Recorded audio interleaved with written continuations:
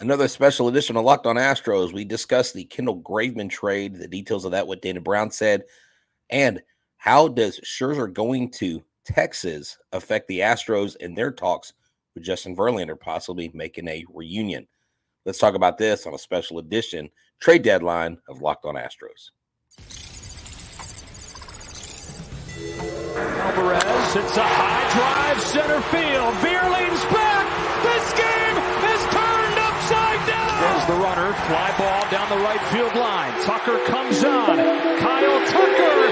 This time they finish the job. Hello and welcome to Locked On Astros, your daily Astros podcast. Here are your hosts, Eric the Man Huysman and Brett H-Town Wheelhouse Chancey.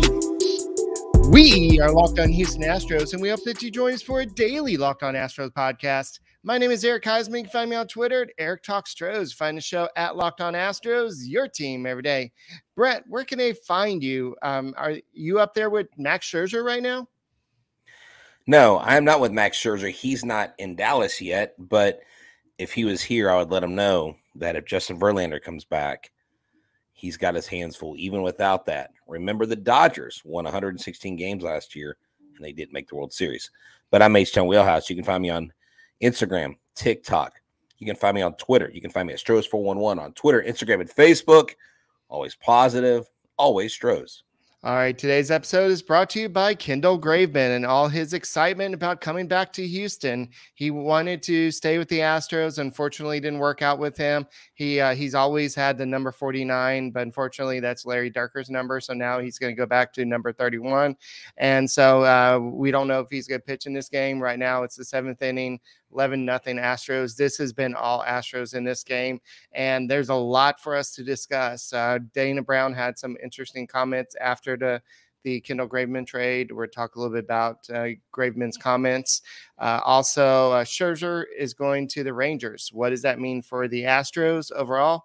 And could that mean a Justin Verlander reunion? We've already seen a Graveman reunion. Could we see that? And then also Hunter Brown. What a great start. The offense scored some runs. We'll talk a little bit about that as well in this edition of the Locked On Astros podcast.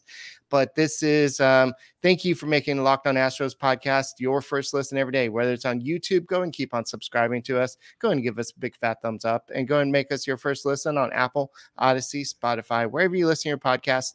Go and check out the Locked On Astros podcast and become an everydayer, somebody that listens to your podcast every day. And it's during the trade deadline. We're literally doing a podcast every day. So go ahead and become an everydayer and listen to our podcast. So Brett, I know Dana Brown said that the primary focus for the Astros was really to get a reliever. They really wanted to shore up the bullpen. They felt like they were using too many of the same high leverage relievers too often, and that the starting pitcher would be nice, but it wasn't a big priority. They would like to get a left-handed bat. We could talk a little bit about Cody Bellinger in a little bit too, but so much to discuss. Yeah, there is. And you know, it's funny that you say that, you know, we mentioned the emphasis on what the Astros are saying that they want versus what they're coming off of. But I have to think that now that you got Kendall Graveman, now that you short up that back end, and now that Texas got Max Scherzer, now you've got Scherzer, who next year will be paired whenever DeGrom comes back. Him and DeGrom will be paired up. That'll be a heck of a 1-2 combo with Nathan Eovaldi. That's 1-2-3. That's like one of the top three tandems there. You got to think that the urgency just went through the roof for the Astros to really go after Justin Verlander. So my question to you is, if they do go after Justin Verlander, if they do pursue him, then does that mean that they are going to still go get a bat? Because the price for Verlander seems like, I don't know how high it's going to be, but they're going to want the Mets to take on a lot of that salary. But I like the Graveman deal. And Dana assured us why he got Graveman and why it was important to do that, like you just mentioned. So, I like that. Yeah, so he said that's one of the points of that made him attractive, the fact that he had an extra year of control. Unlike last time, he was more of a rental. He was just here for 2 months. Now you got him for 2 months and a whole year. And so I think that Graveman probably wanted to stay in Houston, but the Astros are only offering him a 2-year deal, but he got a 3-year deal with the White Sox. And instead they went ahead and gave a 3-year deal to Rafael Montero. So, but we're not going to go down that road tonight. Well, he did say to McTaggart that he wanted to, but he could not turn down the deal offered. Right. But that him and the Astros were very, very close. So okay, I think the sentiment was there because McTaggart interviewed him once he got in. I think McTaggart's going to try to kind of take over the Berman role. You know how Berman's like there at the airport every time someone shows up. I'm not saying McTaggart was at the airport, but he's probably going to be the guy that he probably has an office over there. Berman had an office over there, so I think he's just going to lease it out to McTaggart, and McTaggart's just going to be there. Oh, hey, so and so. Just erase Berman off the thing and write McTaggart. But yeah, look, at the end of the day, Graveman coming back, I think is a good thing. I know people, it's so weird. People are so focused on metrics in baseball. They're like, well, he's declined. And I looked at his percentage of his usage of this pitch, and I'm just like, can't y'all ever be happy about anything? That's the thing that bugs me about the metrics crowd. It's like, yes, I see this and I see that, and I know that numbers don't lie. But if the club thinks this is a good fit, and Graveman feels like this is a good fit, then why are you trying to knock it? Like, why are we trying to find stuff wrong with everything? The Montero deal is easy to pick apart. I mean, that's simple, but I like the Graveman thing. I think some people are underplaying it. I think some people might be overplaying a little bit, but it is an excellent deal, I believe. And I don't think Corey Lee was too high of a price because he didn't have a future in Houston. Sorry, he just did not. I think Yainer Diaz, once Martin Maldonado leaves, I think that Diaz is going to be the starting catcher. And then you'll have somebody else like Cesar Salazar, who was added to taxi squad. So that was an interesting move. I don't know if that means that there's something wrong with Martin Maldonado and they're just not telling us right now. But Dana Brown said that the main attraction for Graveman is the extra year of control. And we're going to be able to use him a lot next year too. So that was a big reason why they went out there. And he also said that the White Sox had some type of they've been talking to the White Sox for a few days, and the White Sox may have had some type of deadline to make all their trades and get their trades done. They didn't want to wait till the last minute. So that's why you saw the White Sox doing a lot of trades within a 24, 36 hours period, because they're like, okay, we don't want to wait till the last minute. Let's just go and get these done, because I think a lot of people are still asking about Dylan Cease. And for some reason,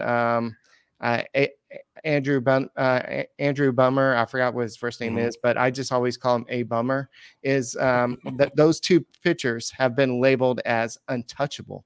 And so Bummer has a 6-something ERA, but this is what Dana Brown has to say about this. He says that we're still talking about starting pitchers. If there's somebody that wows us, and if we can get a decent deal done, that'd be great. Although it's not as high a priority as the bullpen was, because our bullpen is really taxed and has been used a lot. So just to kind of follow up a little bit more detail, I just actually got an email from Sugarland Space Cowboys. They have called up CJ Stubbs from Corpus Christi to Sugarland, because Sugarland, once they promoted Salazar, only had Luke Berryhill as their catcher. They had one catcher, so that's who they moved up. I didn't know if it would be him or Correa, but CJ Stubbs, the brother of Garrett Stubbs. I almost said Drew Stubbs, which was an old guy from like the early 2000s. Anyways, yeah. So Garrett Stubbs' brother just got promoted to AAA Sugarland. Yeah. So Baker said that on Graveman, he has an outstanding track record in the playoffs for us in 2021. He can close on certain days whenever Presley is down, can help us in setup situation, high leverage situations, to give us some of our guys a much needed rest. We just hope we get the same Graveman we got before. And so Graveman has not had the best of season. And so I know a lot of people are like, why did you trade your future catcher for a reliever who's not even having the best season? But he was their closer He does have 8 saves. He is a reliable guy. He's somebody that his whiff rate is up a little bit this season on his 4-seamer. And it's the highest of his career at 50.8%. And so we'll see what happens, but his sinker is moving like a wiffle ball this year. So he's seen a little bit more movement on it. But I think that the Astros now need to kind of move away from looking at the bullpen role and kind of moving at getting another part for their rotation, possibly, just because I know Dana Brown not Dana Brown, but Hunter Brown, we'll talk about him in a second, but he did a great start today, but definitely they need some more parts for the bullpen. That's the wrong one. And definitely something that we need to discuss is Hunter Brown and what are the Astros going to do is Justin Verlander coming back as well. That's right. So we are talking about our sponsor, eBay Motors, the right parts, the right fit, the right prices at ebaymotors.com. Look, for a championship team, it's all about making sure that every player is a perfect fit. It's time. It's the same, when it comes to your vehicle. Every part needs to fit just right. So the next time you need parts and accessories, head to eBay Motors. With eBay Guaranteed Fit, you can be sure every part you need fits right the first time, and you just add your ride to My Garage to make sure the green check shows up to let you know that the part will fit or your money back. Because just like in sports, confidence is the name of the game. And when you shop on eBay Motors, and with over 122 million parts to choose from, you'll be back in the game in no time. After all, it's easy to bring home a win when the right parts are guaranteed. Get the right parts, the right fit, the right prices on ebaymotors.com. Let's ride. eBay Guaranteed Fit, only available to U.S. customers. Eligible items only. Exclusions apply. All right, so going back to Kendall Graveman, I know that he had some things to say. He said that the decisions to leave the Astros was hard, and he can't really put into words. I'm excited to get to a place that feels like home to me. He had a lot of good compliments towards not just the Astros, Jim Crane, but he also had some good compliments to Jose Abreu, because we have to remember that he was a teammate with him in 2022. And he says this feels like a home for him. And he also said that I know what the locker room felt like after that loss in the World Series. One of the things that was really special about the group is the hunger and the desire to always continue to win. I know how hard that can be. When you play so long in a postseason every year, to repeat it, that's a lot of mental fortitude that comes along with that. It's no secret that the guys have been there and had shorter outings than everybody else for the past shorter off seasons than everybody else for the past 5 or 6 years. And they continue to put their best foot forward. That's special. He also said great things about Jose Altuve, Yordan Alvarez, and he said it's also great to see Brian Abreu pitching out of bullpen. And I think he saw a different version of Abreu at that time. The good Abreu came last year. Well, the thing about Kendall Graveman is he's a warrior. I think there's some classic images of when he in the playoffs when he did a strikeout and then Martin Maldonado threw out the Red Sox at second. Just that raw emotion that he brings. And we've talked a lot this season, Eric, about a spark missing, and I think we've seen that with the return of Yordan and Altuve. But I think too, Abreu has come into his own. Chas McCormick has come into his own. Bregman's starting to hit better. Kyle Tucker. These things are starting to slowly fall into place, and the panickers, the Chicken Littles, the sky is falling, the dynasty is over type of people are, and Eric looked up like most people on Twitter do. Oh my God, the sky is falling. Every time an Astro sneezes, they're like, oh, it's over. No, it's not. Like, chill out. Play the long game. Be confident in what this team is. And why would they bring back Graveman if they thought he was like a shell of his former self? Right. We trust Dana Brown. We trust the process, and we trust the evaluators. Okay. The Montero thing was not Dana Brown. This is Dana Brown. It really makes me wonder, what are they going to do now that Scherzer is in Texas? Because, Eric, this makes a fun rivalry, dude. Like, the rivalry now actually means something. Both teams are in first place. Both both teams are fighting for first place. And it's been so long that most of the time they're good and we're bad, or we're good and they're bad. And we haven't really had much of the mingling of the two powers in the West, and I like that. Yes. So going off what you just said about Scherzer is actually a shell of himself. His fastball is at an all-time low, and he's just not the same pitcher. And so for the Rangers to go all in and basically pay most of his salary, I think the Mets sent $22.5 million to the, or actually paid him, and not necessarily to the Rangers, but paid Max Scherzer to pay down his contract a little bit. And Max Scherzer wanted to keep the opt-out for the 2024 season, but he has already said that he will not opt out. So we'll see if that happens. But they also get a pretty good prospect in Luis Angel Acuna, which is Ronald's brother. So that is a big price to pay. So they don't know if they're going to have Scherzer for next year. So they are going all in for 2023. They have a 1 or 2 game lead on the Astros as we speak right now. They have a 2-game lead. You know, the Astros, as we are recording this, are winning 11-2. The Padres and Rangers have not kicked off, but the Padres did win game 1. And so if things align the right way, the Astros will be within 1 game. And then we can just pray for a Padres sweep and the Astros do their thing the next day, and then we're tied again. Yeah. And you know, Eric, as we speak right now, Jose Altuve is up to bat. He just crushed a home run. That's right. 13-2. So I don't think there's any danger of the Astros losing this game at all. No, don't put that Eve on me, Ricky Bobby. Come on. It's bottom of the 7th, dude. Come on. This is like, have you seen Tampa's relief pitching tonight? It's terrible. Yeah. But look, that's Altuve's first hit of this game. So good for him. Anyways, right. But look, one of the things that I think we need to look at is this. Like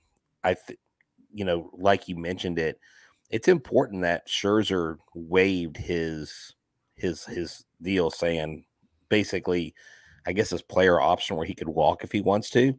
In other words, he's going to stay. He'll be here through 2024. So That's really what the Rangers wanted. And that's probably what they were talking to him about. Like, okay, we can't just have you here one and done. Like you and DeGrom will be here 2024, like for most of the season together. Like we need that. And Evaldi's having a Cy Young type season. So, yeah, but he's also having another start skipped, and so he's been having some health issues recently. So he has. There's a need for Scherzer, so they had to go out there and make a move. True. That's true. Good call. Good call on that. So there is a feeling around Houston, and I know that Dana Brown and the Astros probably. I think Dana Brown even said it. Well, if you're looking at the top three are doing pretty good. Brandon Bielak has been a good number 4. If you have Jose Urquidy come back and pitch well, he's pitched well in the playoffs. We don't technically need another starting pitcher. But I don't think that the Rangers technically needed another starting pitcher, but they went out and got Scherzer, who's 9-4 with a 4.0 ERA. He has 121 strikeouts and 107.2 innings pitched. So he's still having a okay season, but there's somebody out there in Queens also that would like to probably come home, even though he's probably made a home for himself in Queens. But I think that Justin Verlander, there has been a lot of smoke and mirrors there about will he be traded. I know that with as opposed to Scherzer, there's the 3rd-year option that could trigger if he pitches 140 innings next year, and that would trigger the 3rd-year option of $35 million for Verlander. And so the Astros are possibly asking for, and this is from Bob Nightingale, his article that just came out, they are probably asking for the Mets to pay for a big chunk of Verlander's salary. They didn't want to pay for it in the first place, so they let him walk. So they definitely don't want to pay for it now. But at the same time, does that mean you're going to have to give up Gilbert and take on a big chunk of the salary, and the Mets do something like they did there? And then if he pitches 140 innings next year, then you just go ahead and like the Mets say, okay, well, we'll go ahead and send you half of his 2025 salary as well as like a player to be named later, cash to be named later, something like that. Hey, you know what? I don't know what all they're going to do with that, but I can tell you this again. This happened. Maybe we need to do this more often. The Astros just hit another home run. Alex Bregman, a 2-run shot. While we're recording this, it's 15-2. Good guys. Wow. What a game. Diaz had a home run earlier. Then you had Abreu with a home run earlier. Right. And Hunter Brown, I know he gave up that 2-run homer, but he looked pretty good today. Christian Javier had 22 swings and misses in yesterday's game and had 9 strikeouts. He looks like he's developing stuff back. I know the Astros lost that game, but the overall concept of it is you limited them to 4 runs. You just didn't score enough runs in that game. And I think the Astros are starting to feel it, that maybe that Kendall Graveman trade is going to trigger some offensive things. I think Alvarez, who's batting right now, he's 2 for 4 right now. And he just hit a home run. Well, don't they have a 16-2. Alvarez just hit a home run. This is position player, I think. Can't you tell by the way he's pitching? Yes, Pinto. So, yeah. Anyways, so look, let me ask you this, because I want to ask you this question and dovetail it into Hunter Brown, okay? Okay. What would it mean to get back Justin Verlander for this team when you've seen guys like JP France excel? You've seen Hunter Brown struggle. You've seen Christian Javier struggle. And Valdez hasn't necessarily been himself. How big would it be for Justin Verlander to come back and then Hunter Brown start to figure things out? It looks like what he did in this game while we're talking. Talk the importance of Verlander being here with all those things kind of around it. I think the importance of Verlander being on this team is something that we saw in that last game of the Rangers series. Is Framber Valdez is good, but he can also come unglued just like that. So you need somebody out there that doesn't lose their cool. Oh, that was almost another home run by Kessinger.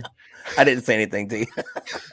But Ray trying to get in the mix. Yeah, so definitely I think that if you're looking at what would it do to the psyche of the young pitchers, exactly. I don't think it would do anything. I think Brandon Belak would just kind of go back to being No. But like JP France is on this team. Yeah. JP France is going to be a part of this rotation, I would believe. I think he's the number 3 guy right now. I would say he's like the number 3 guy. I think Hunter Brown would be the number 4. And then Christian Javier is maybe all the way down to number 5 at this point. So let's go Valdez. Let's just assume Verlander. Actually, no. Yeah. So let's go Valdez, Verlander. And then let's put Javier there because you got to have Javier. Let's put Javier there because Dusty's probably going to put JP there. Yeah. Hunter Brown and JP France. You have 5 guys. Now, you obviously in the first round, if you're not in first place, you're not going to need a 5-man. Right. But when you go to a 7-game series, you might need that 5th guy. Right. You could always piggyback too. You could always put JP France. You say, okay, Hunter and JP, y'all are going to hybrid start. You also have to limit the innings, because Hunter Brown has only pitched X amount of innings, so they're going to have to that may be a formula. But yeah. That may be a formula of success, Eric, because in AAA we've even been at games where they've done that back to back, right.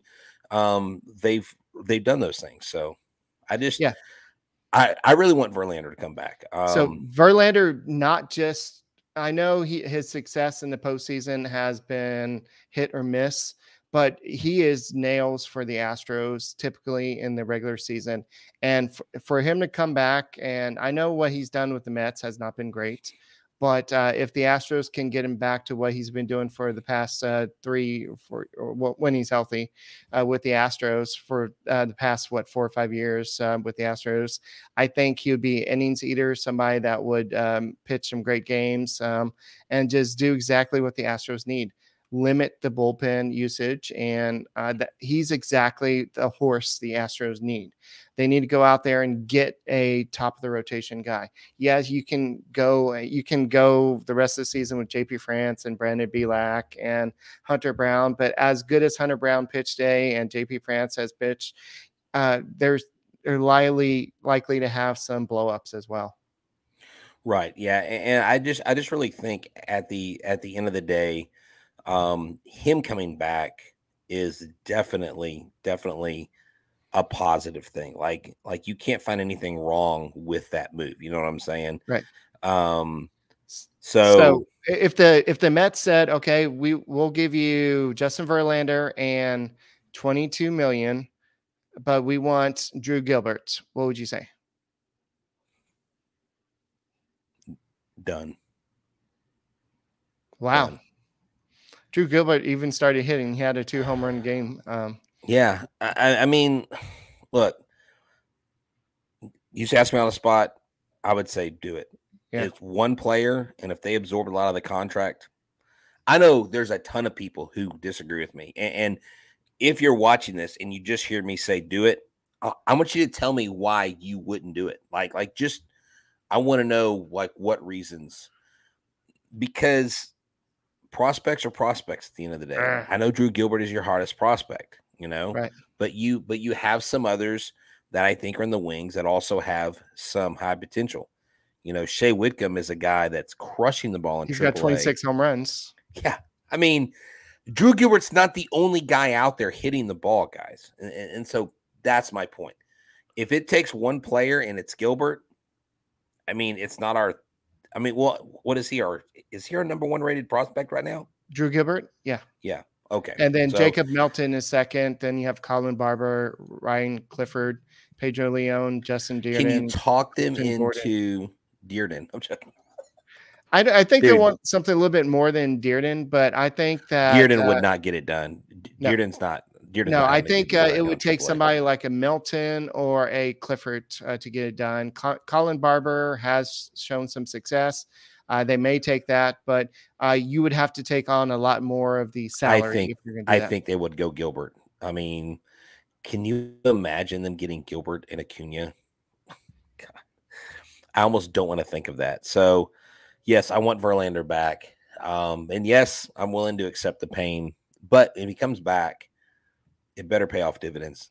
It better pay off dividends. Well, I would feel a lot more confident in the playoffs, even with as up and down as Verlander's been in playoffs. You always feel comfortable with him on the mound, especially with the Houston Astros. And it's just it's Verlander with the Houston Astros. We could have Scherzer versus Verlander again in the World Series. No, you can't. Well, I mean, oh no, I'm sorry. I'm sorry. In the ALCS, not the World Series. In the ALCS, right? Sorry. Yes, in the ALCS, the Astros and Rangers. Yeah, don't bring back 2019 nightmares. No, sorry. Right. That's right. We're in the same league. All right.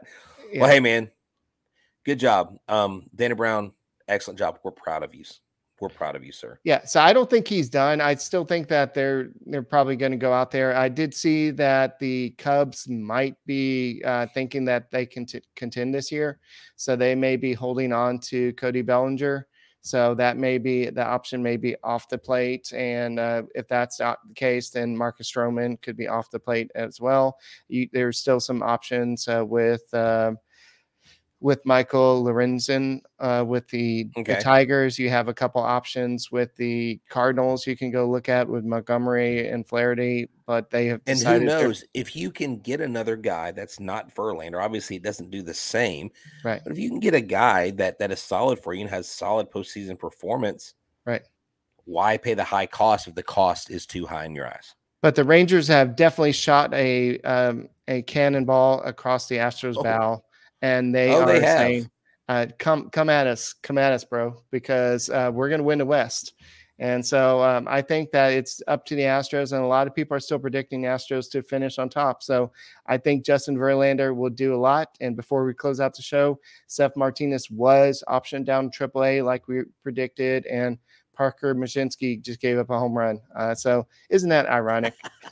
But so that's just how it'd be someday. So, but I think that was the right decision.